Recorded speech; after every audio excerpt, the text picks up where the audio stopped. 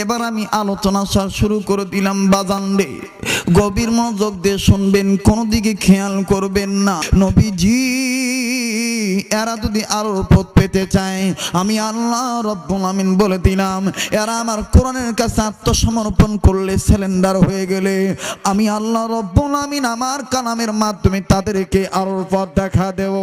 জোরে জোরে বলেন সুবহানাল্লাহ। আলিফ লাম রা কিতাবুন আনজালনাহু ইলাইকা লিতুখরিজান নাসা মিনাল যুলুমাতি ইলান নূর।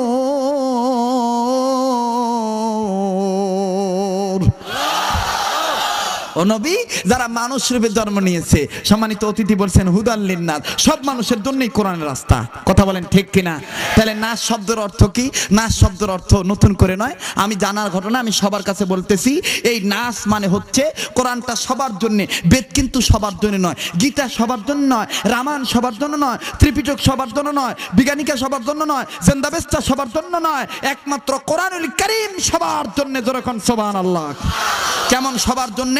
এই নাস শব্দের অর্থ হলো জাতি, ধর্ম, বর্ণ নির্বিশেষে, হিন্দু, বৌদ্ধ, খ্রিস্টান, কামার, কুমার, জেলে, তাঁতি, চাষারু, দাবারু, জুয়ারু, মাদারু, মুসারু, গাদারু, doctor, master, helper, contractor, driver, barrister, রাজরানী, চাকরানী, ফকিরি, ফকরানী, এতিম, মিসকিন, অনাথ, অনাথিনী, পথে পড়া, আদামারা, কাঙ্গাল, কাঙ্গালনি, হাবিলদার, চৌকিদার, রফাদার, দফাদার, জমিদার, তালুকদার, মেম্বার, আপেলের ইঞ্জিনিয়ার, গর্জেল পার্সন, ব্যক্তি, অফিসার, জজ, ব্যারিস্টার, উকিল, মুক্তার।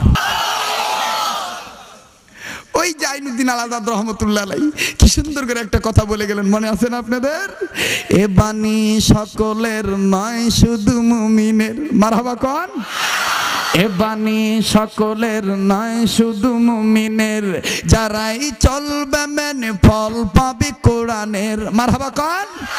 যারাই চলবে মেনে ফল পাবে কোরআনের। ঘরে ভালো কিবা রাষ্ট্র ভালো, ঘরে ভালো কিবা রাষ্ট্র ভালো, অশান্তি দূর করে শান্তি জানে সমাধান। সমাধান চাও যদি জীবনে মরণে, ফিরে যাও খুঁজে নাও চোখ রাখো কোরআনে। সবাই ফিরে যাও খুঁজে নাও চোখ রাখো। যারা বলবেন না তারা আল্লাহ নবীর দুশমন। জোরে বলেন, ফিরে যাও খুঁজে নাও চোখ রাখো, ফিরে যাও খুঁজে নাও চোখ রাখো। এ বাণী সকলের নয় শুধু মুমিনের। মারহাবা কোন? আজকে যদি একটু সময়টা লম্বা হয়, দিতে রাজি আছেন না? ঘন্টা খানিক দিতে রাজি আছেন? আচ্ছা ঠিক আছে। এ বাণী সকলের নয় শুধু মুমিনের, যারাই চলবে মেনে ফল পাবে কোরআনের। ঘরে ভালো কিবা রাষ্ট্র ভালো, ঘরে ভালো কিবা রাষ্ট্র ভালো, অশান্তি দূর করে শান্তি জানে সমাধান। সমাধান চাও যদি জীবনে মরণে, ফিরে যাও খোঁজে নাও চোখ রাখো। সবাই ফিরে যাও খোঁজে নাও চোখ রাখো। একটু বলেন না ভাই, ফিরে যাও খোঁজে নাও চোখ রাখো। এত চির অম্লান চির মুক্তির ডাক, এ যে মহাবাণী খোদারি কালামে পাক। মারহাবা। কোরআনটা কার? এই কথাটা কার? হাযা কালামুল্লাহ। আল্লাহু আকবার। এই কথাটা কার? এত চির অম্লান চির মুক্তির ডাক, এ যে মহাবাণী খোদারি কালামে পাক। এই দুনিয়া আর সেই দুনিয়া, এই দুনিয়া আর সেই দুনিয়া, মুক্তি পাবে তুমি দু জাহানে। সমাধান সমাধান চাও যদি জীবনে মরণে, ফিরে যাও খোঁজে নাও চোখ রাখো, ফিরে যাও খোঁজে নাও চোখ রাখো, ফিরে যাও খোঁজে নাও চোখ রাখো। আল কোরআনের আলো সংসদে জালো। আমার ভাইরা, আমার বন্ধুগণ, আলম্বন এবার আমি আলোচনা শুরু করে দিলাম বাজান রে, গভীর মনোযোগ দিয়ে শুনবেন, কোন দিকে খেয়াল করবেন না। সূরাতুল হিজরের 9 নম্বর আয়াত আমি আলোচনা করছি। আমার আল্লাহ রাব্বুল আমিন ডাক দিয়ে বললেন, নবী গো, ইন্না নাহনু নাযালনা যিকরা ওয়া ইন্না লাহু লাহাফিজুন। যখন আল্লাহু আকবার, আল্লাহ ডাক দিয়ে বললেন, নবী গো, আমি আল্লাহ রাব্বুল আমিন আপনার উপর জিকির অবতীর্ণ করলাম, আবার এই জিকির হেফাজতে দেখতে আমি রব আমার হাতেই তুলে নিলাম। ভাইজান, আর মাত্র 10টা মিনিট আমায় একটু সময় দিয়ে দিবেন। এই জিকির সম্বন্ধে আমি আপনাদেরকে ধারণাটা পাল্টানোর জন্য নয়, ও বন্ধুগণ, যেটা সহি কথা সেই সহি কথার আমি আপনাদেরকে জানায় দিই। অনেক হুজুরগণ বলেন জিকির মানে হলো লা ইলাহা ইল্লাল্লাহ, জিকির করা, আল্লাহ রাব্বুল আমিনকে স্মরণ করা। বাবাজি, কিন্তু না না, জিকির শব্দের অর্থ হলো 5টা। কোরআনুল কারীম প্রমাণ করে আমার বন্ধুগণ, জিকিরের 1 নম্বর অর্থ আমার আল্লাহ রাব্বুল আমিন ডাক দিয়ে বলেন, ইন্না নাহনু নাযালনা যিকরা ওয়া ইন্না লাহু লাহাফিজুন। যখন আল্লাহু আকবার, আল্লাহ রাব্বুল আমিন ডাক দিয়ে বললেন, নবী গো, আমি আল্লাহ রাব্বুল আমিন আপনার উপর জিকির অবতীর্ণ করলাম, আর এই জিকির সংরক্ষণে দায়িত্ব আমি রব আমার হাতে তুলে নিলাম। ও বন্ধুরে, মুফাসসিরিন کرام ডাক দিয়ে বলে, পৃথিবীর মানুষ রে, আল্লাহ রাব্বুল আমিনের কালামের এই আয়াতের এই জিকির শব্দের অর্থ হলো, আল্লাহ রাব্বুল আমিনের কালামের এই জিকির শব্দের অর্থ হলো, এই জিকির মানে হলো আল্লাহ রাব্বুল আমিনের কোরআন। জোরে জোরে বলেন সুবহানাল্লাহ, আরো জোরে জোরে বলেন সুবহানাল্লাহ। এই জায়গায় জিকির মানে হলো আল কোরআন। কথা বলেন, জোরে বলেন, কি নাম? 5টা থেকে 1টা চলে গেল, বাকি থাকলো কয়টা? জোরে বলেন, কয়টা? এবার আসেন জিকিরের 2 নম্বর অর্থ আমার আল্লাহ পাক বলেন, ফাযাক্কির বিল কুরআনি মান ইয়াখাফু ওয়াঈদ। যখন আল্লাহু আকবার, আল্লাহ ডাক দিয়ে বললেন, নবী গো, যত কথা বলবেন আপনি আপনি সাহাবীদেরকে যত বয়ান করবেন, যত রকমের উপদেশ দিবেন, আদেশ দিবেন, নবীজি আমি আল্লাহ রাব্বুল আমিন বলে দিলাম, ওয়াজ করবেন, নসিহত করবেন, আদেশ করবেন, নিষেধ করবেন, তাকরীর করবেন, তাফসীর করবেন, বয়ান করবেন।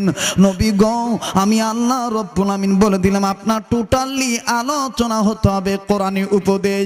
জোরে জোরে বলেন সুবহানাল্লাহ। এই জায়গা জিকির 2 নম্বর অর্থ হলো আমার বন্ধুগণ উপদেশ। এবার আসুন বাদানেরা, জিকিরের 3 নম্বর অর্থ সূরাতুল জুমার ভিতর আল্লাহ রাব্বুল আমিন ডাক দিয়ে বললেন, আমার আল্লাহ পাক বলেন, ইয়া আইয়ুহাল্লাযীনা আমানু ইযা নুদিয়া লিস-সালাতি মিন ইয়াউমিল জুমআতি ফাসআউ ইলা যিকরিল্লাহি ওয়া যারুল বাই'।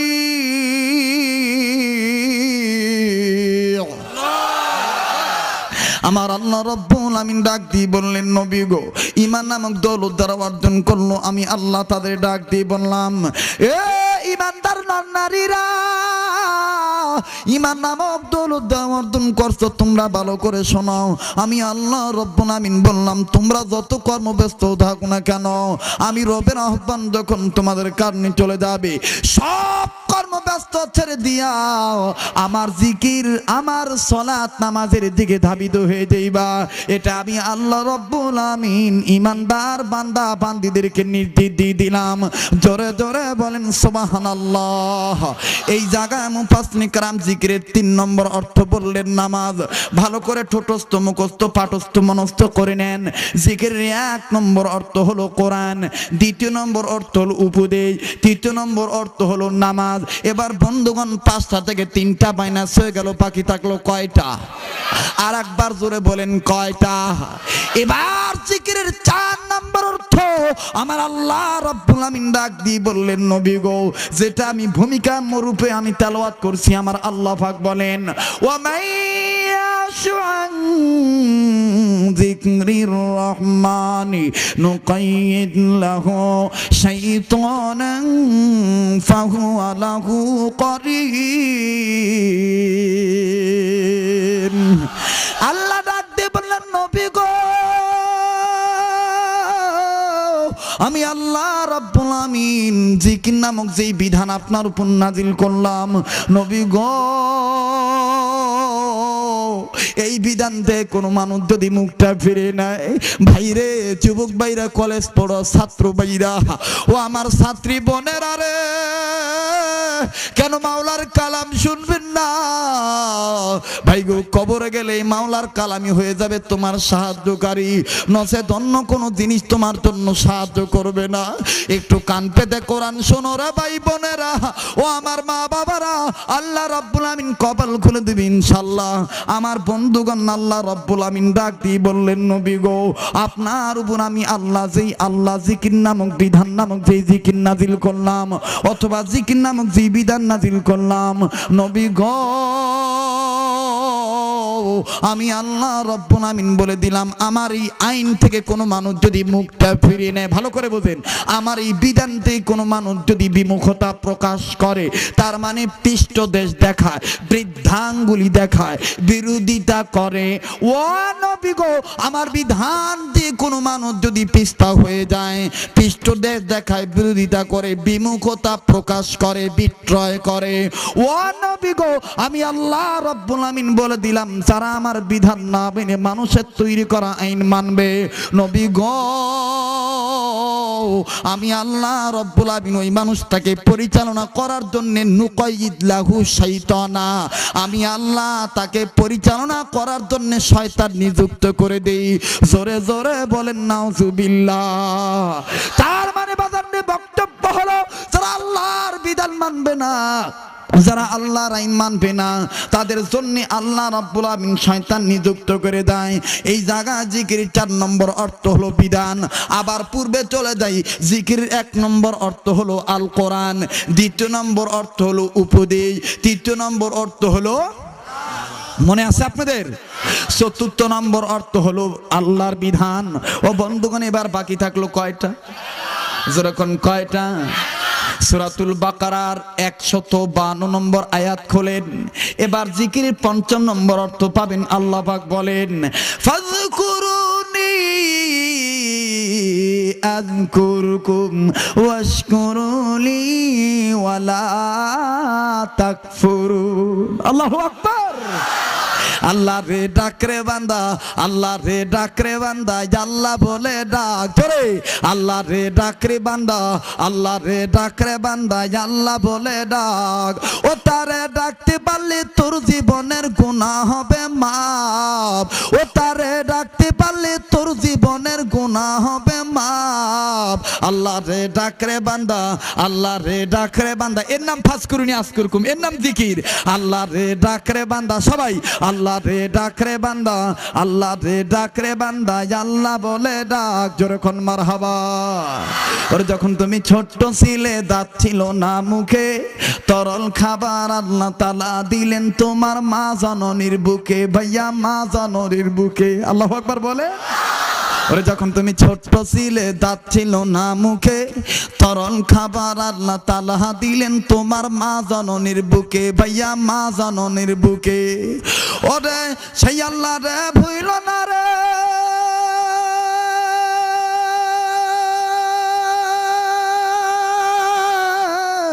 ওরে সেই আল্লাহ রে ভুইল না রে জীবন থাকার যাক আল্লাহ রে ডাক রে বান্দা আল্লাহ রে ডাক রে বান্দা ধরে আল্লাহ রে ডাক রে বান্দা আল্লাহ রে ডাক রে বান্দা আল্লাহ বলে ডাক ও তারে ডাকতে পারলে তোর জীবনের গুনাহ হবে মাফ ও তারে ডাকতে পারলে তোর জীবনের গুনাহ হবে মাফ আল্লাহ রে ডাক রে বান্দা আল্লাহ রে ডাক রে বান্দা আল্লাহ বলে ডাক জোরে কোন আল্লাহু আকবার।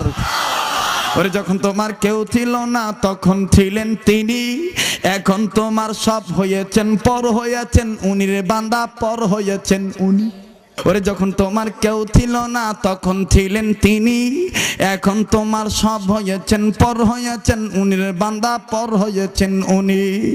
আবার যখন তোমার কেউ রবে না, আবার যখন তোমার কেউ রবে না তখন থাকবেন মাওলা পাক। আল্লাহ রে ডাক রে বান্দা, আল্লাহ রে ডাক রে বান্দা, আল্লাহ বলে ডাক সবাই। আল্লাহ রে ডাক রে বান্দা, আল্লাহ রে ডাক রে বান্দা, আল্লাহ বলে ডাক। লা ইলাহা ইল্লাল্লাহ, জোরে লা ইলাহা, জোরে লা ইলাহা ইল্লাল্লাহ, জোরে জোরে লা ইলাহা ইল্লাল্লাহ, লা ইলাহা ইল্লাল্লাহ। ওরে জগৎ পাগল কাবার জন্যে, কাবা পাগল মাবুদের। মারহাবা কোন? মদিনা সুন্দর না অসুন্দর? আহা, আল্লাহ পাক মদিনায় গেলে মক্কায় গেলে আপনার অন্তর চেঞ্জ হয়ে যাবে। বলেন আমরা কার গোলাম? আল্লাহর গোলাম। তাহলে জিকিরের কয়টা অর্থ? 5টা অর্থ। 1 নম্বর অর্থের নাম কি? 2 নম্বর অর্থের নাম কি? 3 নম্বর অর্থের নাম কি? 4 নম্বর, 5 নম্বর আল্লাহকে স্মরণ করা। কি করা? যারা বলেন কি করা? আল্লাহকে স্মরণ করা। যে ব্যক্তি আল্লাহকে স্মরণ করবে তাকে স্মরণ করবে আমার আল্লাহ। ফাজকুরুনি আযকুরকুম, আল্লাহু আকবার বলেন। তাহলে আমি 1 নম্বর অর্থের আলোচনা আজকে করতেছি, বাদ বাকি 4টা আমি কমিটির কাছে জমা দিয়ে গেলাম। কোনোদিন আসলে সময় পাইলে 4টার আলোচনা করব, আজকের 1টার আলোচনা করব। রাজি আছেন ইনশাআল্লাহ? ওয়াজ এই এখন শুরু করতেছি, করব? কোনো বাধা নাই তো? বেশি না, মাত্র 30 মিনিট ইনশাআল্লাহ। যারা দাঁড়িয়ে আছেন তোমরা কি কও? সোনার মানিকেরা কব কব? তাহলে একটু জোরে কোন তো আল্লাহু আকবার। সাহাবীর নাম হলো আবু বকর। কি নাম? আল্লাহ যে বললেন যে আমি কোরআন নাজিল করেছি আর এটার হেফাজত আমি করব, তার বাস্তব ওয়াজ শুনে যান আমার ভাইরা, আমার বন্ধুগণ। আল্লাহর নবী মুহাম্মদ সাল্লাল্লাহু আলাইহি সাল্লাম নামাজ আনতে সাহাবীদেরকে নিয়ে ডাক দিয়ে বললেন, সাহাবীরা রে,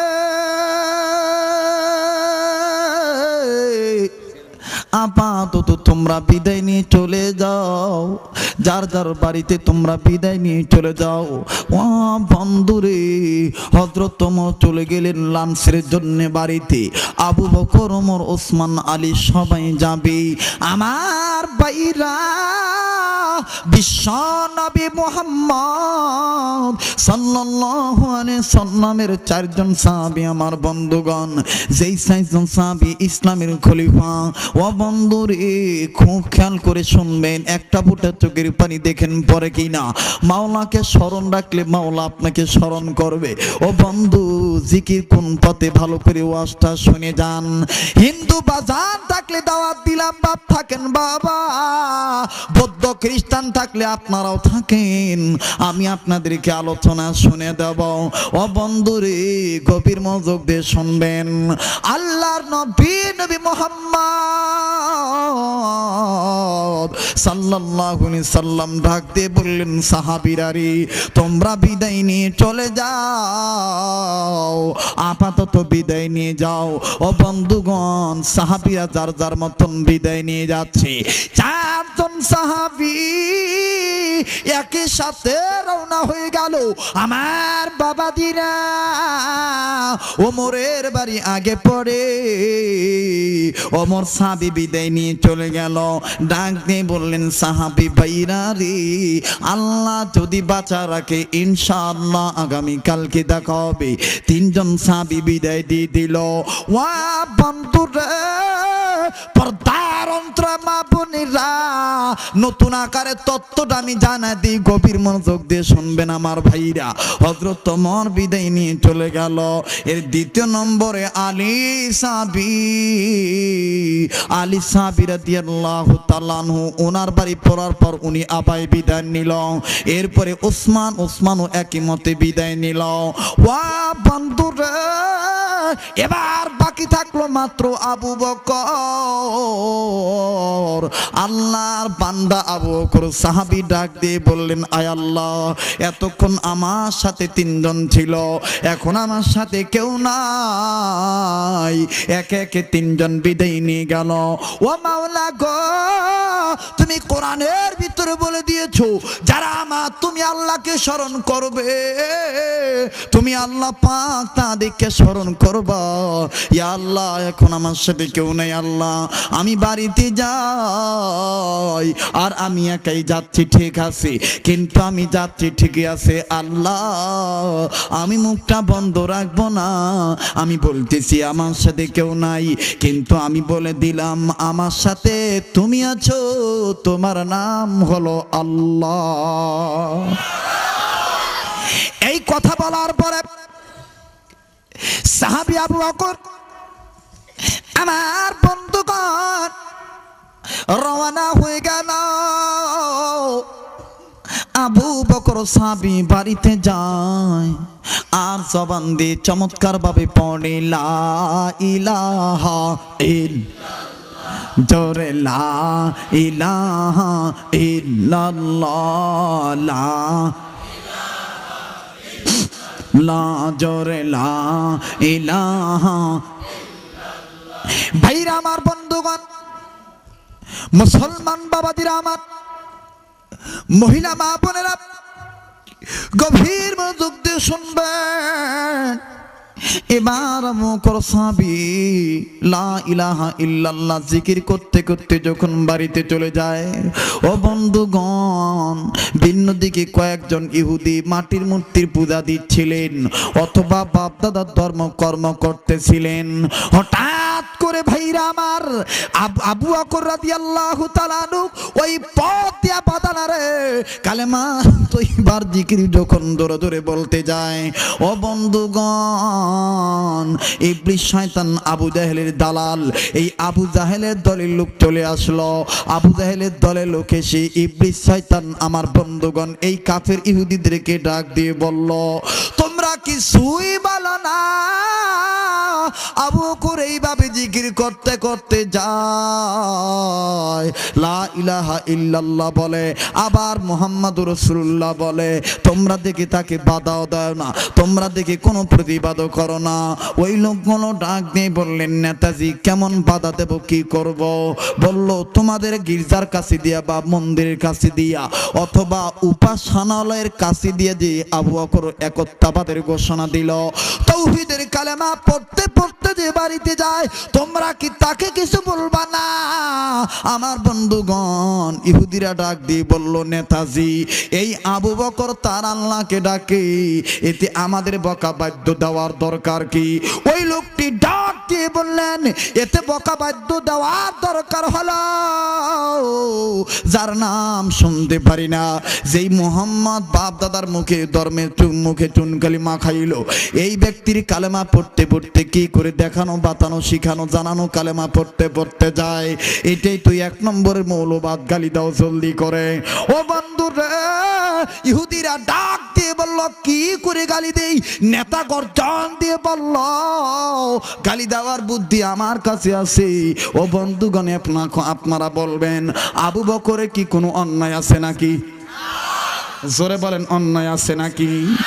কোনো প্রকার কোনো অন্যায় নাই, কিন্তু বাজান রে ওই শয়তান পান দিয়ে বলল, গালি দাও, বুদ্ধি আমার কাছে আছে। আমার ভাইরা, এইবার লোকগুলো বলল, কেমন বুদ্ধি আছে আপনি আমাদেরকে জানায় দেন। ও বন্ধুগণ, একটু বিবেকটা খাটান, বিবেককে প্রশ্ন করেন। অতীতে যেমন ইসলামকে ধ্বংস করার জন্য ষড়যন্ত্র ছিল, আমার বন্ধুগণ, এখনো কিন্তু এরকম ষড়যন্ত্র চলতেছে। আমার ভাইরা, বিদেশ থেকে বিদেশি প্রভুরা বলতেছি, যারা হক কথা বলবে, জিহাদ বলতে যারা কথা বলবে, ওরাই মৌলবাদের মামলা দিয়ে তাদেরকে গ্রেফতার করো। তাহলে বোঝা গেল আগের ইহুদিদের দালাল আর বর্তমানের ইসলামকে ধ্বংস করার জন্য এক বিদেশিদের পা ছাড়া গোলামরা দাঁড়িয়ে গেছে। কথা বলেন ঠিক না বেঠিক? শিয়ালেরা এখন তাদের তালে মিলায়, তালে রে তালে মিলায় মিলায় তাল রে, শিয়ালেরা এখন তাদের তালে মিলায় তাল রে। যারা কবেন না তারা ওই দলের লোক, হক কথারা বলেন। শিয়ালেরা এখন তাদের তালে মিলায় তাল রে। জোরে থোতাটা লাড়ান না কেন, মুখে জোর নাই? স্পষ্ট ভাবে বলেন, শিয়ালেরা এখন তাদের তালে মিলায় তাল রে। মুসলমানকে আসছে রে, মুসলমানকে আসছে রে লাল কুকুরের পাল, শিয়ালেরা এখন তাদের তালে মিলায় তাল রে। দেখি তো পিছনের লোকগুলা কয় কিনা না ভয় পাচ্ছে। শিয়ালেরা এখন তাদের তালে মিলায় না, কষছে কষছে ওরা কষছে। এখন পিছনের লোক চুপ থাকেন, দেখি সামনের লোক। শিয়ালেরা এখন তাদের তালে মিলায় তাল রে। মুসলমানকে আসছে রে, মুসলমানকে আসছে রে লাল কুকুরের পাল, শিয়ালেরা এখন তাদের তালে মিলায় তাল রে। চেসনিয়াতে কাচ্ছে মানুষ, সোমালিয়ায় ভোকা, ফিলিস্তিনে রক্ত স্রোত যাচ্ছে আজও দেখা রে, যাচ্ছে আজও দেখা। কথা বলেন, কথা বলেন। হক কথা বাংলাতে কব না ইন্ডিয়ায় কব? হ্যাঁ, কিসের ভাই? পরিশেষে যদি জোর করে ধরেই নিয়ে যায়, ওখানেও তো ইমামতি করার চান্স পাবো।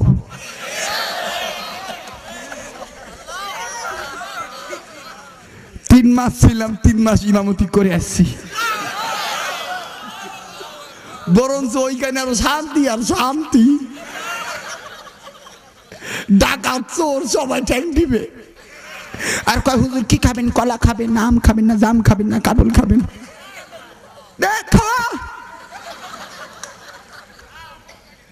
যে আল্লাহর গোলাম হয় তার গোলাম তামাম দুনিয়া হয়ে যাবে। কথা বলেন ঠিক কিনা? মাল্লাহুল মাওলা ফালাহুল কুল। জেলখানার থেকে বেরিয়ে আসার পর প্রমোশন বাড়ছে না ডিমোশন হয়েছে? বাড়ছে। জেলখানায় ঢোকার আগে ভিজিট ছিল 5,000, এখন হচ্ছে 30,000। আবার ঢুকাবি আবার হবে 60,000। কথা বলেন ঠিক কিনা? হক কথা বলার কারণে, টুপি মাথা দেওয়ার কারণে, শিরক বিদআতের বিরুদ্ধে আন্দোলনের মাঠে নামার কারণে যদি মৌলবাদ জঙ্গিবাদ হয়, এই জঙ্গিবাদ মৌলবাদ ততদিন থাকবে যতদিন পর্যন্ত মালাকুল মউত আমাদের ঘরে না এসেছে। আমি কি কাউকে টার্গেট করে বলতেছি? জোরে বলেন। কাউকে টার্গেট করতেছি না। কোরআনের বিরুদ্ধে যে কথা বলবে সেই ইসলামের দুশমন, সেই ইমানদারের দুশমন। কথা বলেন ঠিক কিনা? আর এই দুশমনি করে সাকসিয়াত অর্জন করতে চেয়েছিল, সফলতাও অর্জন করতে চেয়েছিল ফেরাউন নমরুদ, কিন্তু ফেরাউন নীল নদে চুবে চুবে পানি খেয়ে ডুবে মরেছে, কোনো আস্তানা নিস্তার পায় নাই। কথা বলেন ঠিক কিনা? নমরুদ বাঁচতে চাইছিল, পরিশেষে নিজের পায়ের জুতার বাড়ি খেয়ে নমরুদ দুনিয়া ছেড়ে বিদায় হয়েছে। শিয়ালেরা এখন তাদের তালে মিলায় তাল রে। ওই যে নমরুদ ছিল এক শিয়াল, ফেরাউন ছিল এক শিয়াল। রাগ করতেছেন নাকি আপনারা? মোনাজাত করে দেব, বিদায় করে দেই। কতক্ষণ? ওরে বাবা, কয় 3 ঘন্টা 2 ঘন্টা। আল্লাহু আকবার। তাহলে একটু জবানটা খুলে আমার সাথে বলেন, শিয়ালেরা এখন তাদের তালে মিলায়। জোরে, শিয়ালেরা এখন তাদের তালে মিলায়। মুসলমানকে আসছে তার, মুসলমানকে আসছে তারা লাল কুকুরের পাল, শিয়ালেরা এখন তাদের তালে মিলায়। চেসনিয়াতে কাচ্ছে মানুষ, সোমালিয়ায় ভোকা, ফিলিস্তিনে রক্ত স্রোত যাচ্ছে আজও দেখা রে, যাচ্ছে আজও দেখা। আলজেরিয়ায় শয়তানেরা ফেলছে বেড়া জাল, আলজেরিয়ায় শয়তানেরা ফেলছে বেড়া জাল, শিয়ালেরা এখন তাদের তালে মিলায়। জোরে, শিয়ালেরা এখন তাদের তালে মিলায়। লিল্লাহ তাকবীর। আমার ভাইরা, আমার বন্ধুগণ, এবার শয়তান ডাক দিয়ে বলল, আবু বকর কি গালি দাও? আবু বকর আল্লাহকে গালি দাও। ইহুদি লোকগুলা ডাক দিয়ে বলল, নেতাজি কোন ভাষায় গালি দেব, গালি তো আমাদের জানা নাই। ওই শয়তান ডাক দিয়ে বলল, বাইরে গতকালকে আমি মোহাম্মদের একটা গোপন মিটিংয়ে ছিলাম, আমি মোহাম্মদ নবীর একটা মিটিংয়ে ছিলাম। ওই মিটিংয়ে লোক সমাজে তিনি মিটিং করতে যায় আলোচনা করতে বুঝাইছে, উনি মানুষকে বলছে তার আল্লাহ নাকি করদে হাসানা চাইছি। মানজাল্লাযী ইউকরিদুল্লাহ করদান হাসানা, মোহাম্মদ নবী বলছে, হাত পেতে বলছে, আল্লাহর পক্ষে যে ব্যক্তি করদে হাসানা দিবে এই ব্যক্তিকে আল্লাহ রাব্বুল আমিন কিয়ামতের ময়দানে জান্নাত করদে হাসানা দিবে। জোরে জোরে বলেন সুবহানাল্লাহ। আমার বাবাজিরা গভীর মনোযোগ দিয়ে শুনবেন। এবার ওই ব্যক্তি ডাক দিয়ে বলল, ইহা দ্বারা কেমন করে গালি দেব? ওই ইবলিস শয়তান ডাক নিয়ে বলে দিল, আবু বকরের সামনে দাঁড়াইয়া আবু বকরকে টার্গেট করে আবু বকরের সামনে বৃদ্ধাঙ্গুলি উঁচু করে হিট করে বলো না, আবু বকর তোমার আল্লাহ ফকিন্নি, তোমার নবী ফকিন্নির বাচ্চা ফকিন্নি, আর তুমি হইলা বড় ফকিন্নি। জোরে বলেন নাউজুবিল্লাহ, আরো জোরে বলেন নাউজুবিল্লাহ। আমার বেইরা, আমার বন্ধুগণ, এবার আবু বকর আস্তে করে যখন বাড়ির দিকে যায়, ভিন্ন দিকে সামন পথে 5-6 জন ইহুদি চলে আসছে। 5-6 জনের ভিতর থেকে লম্বা করে একজন ইহুদি আঙ্গুল উঁচু করে ডাক দিয়ে বলে, আবু বকর তুমি কোন আল্লাহর জিকির করো? তোমার আল্লাহ তো ফকিন্নি, তোমার নবী ফকিন্নির বাচ্চা ফকিন্নি, তুমি হইলা বড় ফকিন্নি। আবু বকরের জিকির বন্ধ হয়ে গেল, নাউজুবিল্লাহ আস্তাগফিরুল্লাহ পড়ে নিলে। এইবার আবু বকর মুখটা কেমন জানি মলিন হয়ে গেল। আবু বকর ডাক দিয়ে বললেন, চাচা গো, আপনাদের হাতে ধরি পায়ে ধরি আপনারা আমায় গালি দেন, কিন্তু আপনারা আমার আল্লাহকে গালি দিয়েন না, আমার নবীকে গালি দিয়েন না। ও দাদা আপনারা জানেন না আমি হইলাম ইমানদার। আজ এই ব্যক্তি ইমানদার হবে, এই ব্যক্তি সবচেয়ে বেশি তার আল্লাহকে ভালোবাসি। ওয়াল্লাযিনা আমানু আসাদ্দু হুব্বান লিল্লাহ। এবার বন্ধুগণ এই কথাটা বলার পরে ইহুদি ডাক দিয়ে বলল, আবার গালি দেব, তুই আমাদের কি করবি? জোরদার মুল্লুক তার এরকম একটা নেতাগিরি দেখাইয়া আবার বলল, তোর আল্লাহ ফকিন্নি, তোর নবী ফকিন্নির ঘরে ফকিন্নি, তুই বড় ফকিন্নি।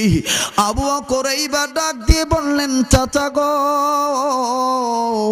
আপনাদেরকে শেষবারের মতন অনুরোধ জানাচ্ছি, আর আপনারা আমাকে গালি দিবেন ভালো কথা, কিন্তু আল্লাহকে দিয়েন না, আমার নবীকে দিয়েন না।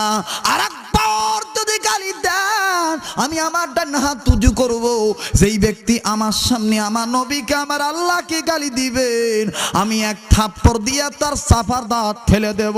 জোরে কোন সুবহানাল্লাহ, আরো জোরে জোরে বলেন সুবহানাল্লাহ। কেন আমি উঠব না জ্বলে, ইমানের বারুদ এই অন্তরে ভরা। আমি তো মুনাফিক না, আমি তো বিদেশিদের পাচেরা গুলাম না, যে আমার সামনে আমার রসুলকে জঙ্গিবাদের নেতা বলে গালি দিবে আর আমি হুয়াল হায়ুল কাইয়ুম করে মাথা নিচু করে চলে যাব। আবু বকর বললেন যে আরেকবার গালি দাও, তাহলে আমি হাত তুলে কিন্তু তোমার গালে আঘাত করব। সুবহানাল্লাহ বলেন। এটা হচ্ছে ইমানদারদের চরিত্র। কাদের চরিত্র? আর মুনাফিকের চরিত্র হলো যত বড় গালি দাও কোনো সমস্যা নাই, এটা হলো মুনাফিক। এটা কি আমার ভাইরা, আমার বন্ধুগণ? এবার বন্ধুগণ আবু বকর সাহাবী ডাক দিয়ে বললাম, চাচা গো, গালি দিবেন দেন, আমায় আপনি দেন, কিন্তু আমার আল্লাহকে দিয়েন না, আমার নবীকে আপনি গালি দিয়েন না। এবার নেতা পাম দিয়ে বলল, আবু বকরের জনবলের সংখ্যায় নাই, ওদের বড় সম্পদ হলো ইমান। ওকে গালি দাও, আমি তোমাদের নেতা হয়ে বলতেছি তোমরা 7 জন আবু বকর কি করতে পারবে? এইবার আমার বন্ধুগণ আবু বকরের সামনে নেতার পাম পাইয়া পাম পাম পাম পাম ফুটবলের মতন ফুলিয়া ও বন্ধুগণ আবু বকরের সামনে আইসা ব্যঙ্গ করে বলতেছি, আবু বকর রে, তোর আল্লাহ ফকিরনি, তোর নবী ফকিরনির ঘরের ফকিরনি, তুই হলো বড় ফকিরনি। আমার বন্ধুগণ গভীর মনোযোগ দিয়ে শুনবেন ভাই গো, আবু বকর রাদিয়াল্লাহু তাআলা আস্তে করে শার্টের বোতাম অথবা পাঞ্জাবির বোতাম অথবা বস্ত্রের বোতাম খুললেন।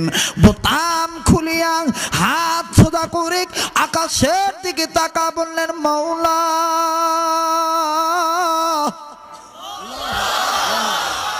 এতক্ষণ সহ্য করছি রে মাওলা, কিন্তু আমি আর সহ্য করব না, আমার ভিতরে ইমানের বারুদ দাউ দাউ করে জ্বলতেছে। আল্লাহ আমি এখন এই বেঈমানের গালে থাপ্পড় মারবো। ও বন্ধুরে গভীর মনোযোগ দিয়ে শুনবেন, এবার আবু বকর এই ব্যক্তির ডান গালে তাস করে একটা থাপ্পড় মেলে দিল। আল্লাহু আকবার। এক থাপ্পড় খাইয়া আমার বন্ধুরে আমার বাবাজিরা ইহুদি জমিনে কায়েত হয়ে গেল। বাদ বাকি 6 জন ইহুদি মারে বাবারে কই পালাইলো। ছুটে আয় শাহজালালের নির্ভীক সৈনিকেরা, খতম করো গোবিন্দের ওই চালা চামুন্ডা গুলা। ছুটে আয় শাহজালালের নির্ভীক সৈনিকেরা, খতম করো গোবিন্দের ওই চালা চামুন্ডা গুলা। অলিদের এই ভূমিতে বিপ্লবেরই মশাল জ্বালা, বাংলার এই জমিনে কোরআন সুন্নাহর আলো জ্বালা। ছুটে আয় শাহজালালের নির্ভীক সৈনিকেরা, খতম করো গোবিন্দের ওই চালা চামুন্ডা গুলা। বলেন, খতম করো গোবিন্দের ওই চালা চামুন্ডা গুলা। অলিদের এই ভূমিতে বিপ্লবেরই মশাল জ্বালা, বাংলার এই জমিনে কোরআন সুন্নাহর আলো জ্বালা। ছুটে আয় শাহজালালের নির্ভীক সৈনিকেরা, বলেন ছুটে আয় আল কোরআনের নির্ভীক সৈনিকেরা, খতম করো গোবিন্দের ওই চালা চামুন্ডা গুলা। অলিদের এই ভূমিতে বিপ্লবেরই মশাল জ্বালা, বাংলার এই জমিনে কোরআন সুন্নাহর আলো জ্বালা। নারে তাকবীর, নারে তাকবীর। আল কোরআনের আলো দিলে বুকে জালো, দিলে বুকে দিলে। ব্যক্তি যদি কোরআনওয়ালা পার্সন হয়ে যায়, বউ এমনিই পর্দানিশী হবে। পরিবার যদি কোরআন মানে, তার সমাজ এমনিই কোরআনওয়ালা হয়ে যাবে। সমাজ যদি কোরআনওয়ালা হয়ে যায়, তার রাষ্ট্র দেশ এমনিই কোরআনওয়ালা হয়ে যাবে। আর যখন দেশে সবাই কোরআন চাবে, তখন হাসিনা খালেদা এরশাদ কেউ কোরআনের বিরুদ্ধে আইন পাশ করার সাহস পাবে না। এমনিই সংসদে কোরআন পাশ হয়ে যাবে। কথা বলেন ঠিক কিনা? ইসলামের শত্রুরা হুঁশিয়ার, সাবধান, ইসলাম ছাড়া অন্য কিছু ওর আল কোরআনের আলো সংসদে জালো।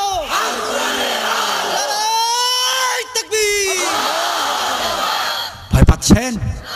কোন প্রকার ভয় আছে? আমি যদি কোরআনওয়ালা হই, আমার যিনি বিবি হবে উনি পর্দাতেই থাকবে, কারণ আমার ভিতর কোরআন আছে, আমার পরিবারের ভিতরেও কোরআন থাকবে। এর নাম ফাজকুরুনি আযকুরকুম, এর নাম জিকির। এর নাম কি? জিকির। আমার ভাইরা, এবার বাবাদিরা বাদ বাকি 6 জন পালাইল। ও বন্ধুরা, ইহুদি জমিনে কায়েত হইয়া মারে বাবারে বলে চিৎকার মারে, আর বলে কেন আমি মানুষের বুদ্ধিতে গালি দিতে গেলাম। ভাইজান আবু বকর আস্তে করে নেমে পড়ল, ময়দানে নামলো, বন্ধুগণ বসলো। 2 হাঁটু ফালাইয়া মুরব্বির কাছে যে ডাক দিয়ে বললেন, চাচা গো, আপনি কি খুব কষ্ট পাইছেন চাচা?